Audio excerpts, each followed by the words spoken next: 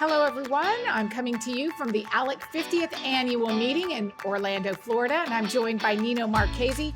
He is the task force director for the ALEC Task Force on Criminal Justice, as well as the Task Force on Civil Justice. So we're super excited to have him here to talk about what's going on in terms of criminal justice model legislation. Yeah, thanks, Kat. We had a fantastic annual meeting, criminal justice task force meeting.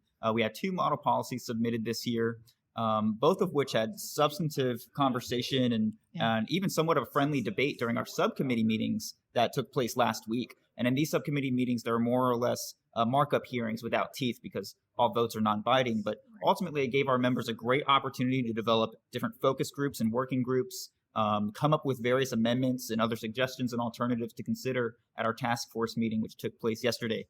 And it was a very successful meeting. We had 2 different model policies where this process came to fruition. One was the Veterans Justice Act. This was a model policy which provided alternative sentencing options for veterans who get caught up in our justice system.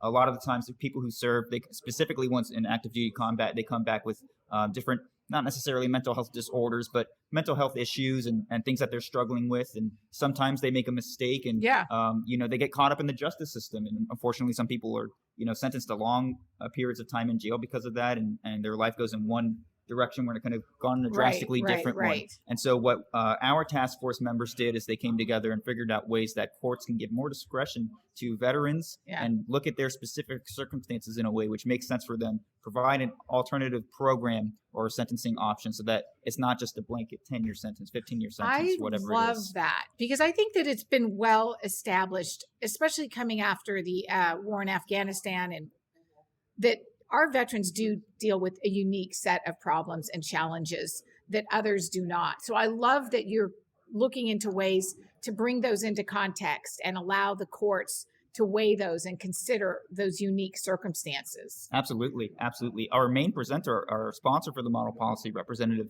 Stephen Owens of Kansas, he was involved with the Council on Criminal Justice, who's actually working with the National Football League on an ad that may be airing soon. Oh, wow. And they showcased a veteran who he came back from, I believe, active duty combat, and he had an episode where he believed that he was, on an assignment, an active violent assignment, and so he ended up in his front yard with 2 of his handguns. Fortunately, they were unloaded, but he was in a standoff with law enforcement. But fortunately, they knew his situation, and nothing bad happened during that night, and he wasn't injured. But he was arrested and brought to the system.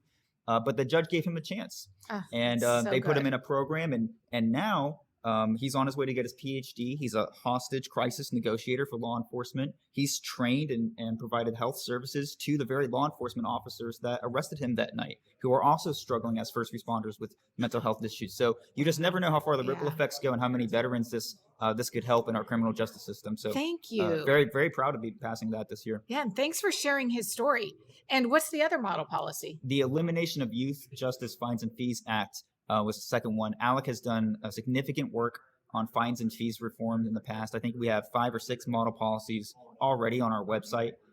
This year, our members wanted to focus on the youth that are caught up in the justice system, specifically those that are charged as adults. And they figured out ways to make sure that people are being held accountable in the justice system, especially the parental element involved with minors that are, involved in the justice system, but in a way which doesn't create such a harsh economic detriment that it loops them into that criminal cycle further because they're being held down rather than just being held accountable. And so our members worked together and submitted a significant amount of amendments, all friendly debate and discourse and conversation in the most productive way that I've seen since I've been at ALEC. So 2 very, very strong, thoroughly vetted model policies passed at the task force meeting yesterday.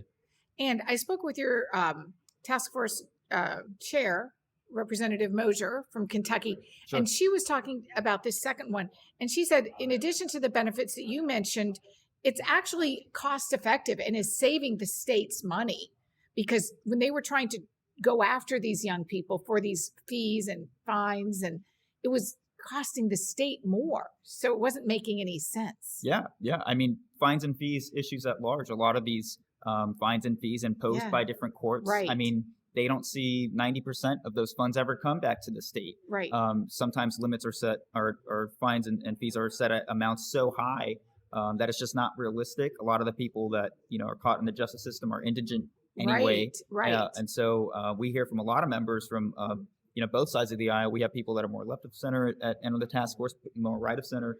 They want amounts set that make sense, that can actually be paid. Exactly. For the purposes of the taxpayer, Right. for the judicial system at large, and for the individual. Absolutely. Well, Nino, thank you so much for your great work. And thanks everyone for watching. We'll see you next time on another ALEC TV live stream.